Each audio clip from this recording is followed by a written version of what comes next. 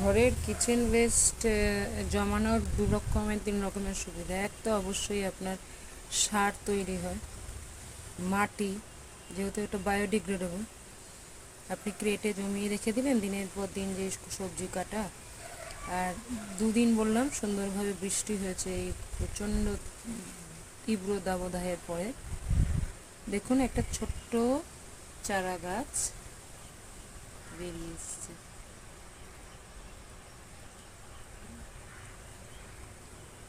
কুমড়োর দানা, লঙ্কার দানা, অনেক রকমের সমস্ত সবজি। এতে যেটা বলছিলাম দ্বিতীয় সুবিধাটা, এখান থেকেই কিন্তু আপনি চারা সংগ্রহ করে পরে গাছ লাগাতে পারেন।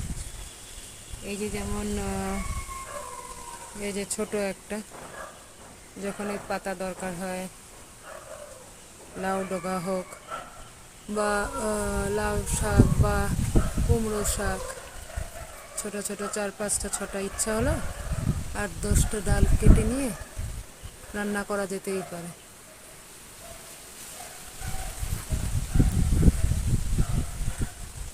এই জন্য ছোট্ট করে নিজেদের একটা বাগান, না হয় মাটি না থাকলো তবেই সেই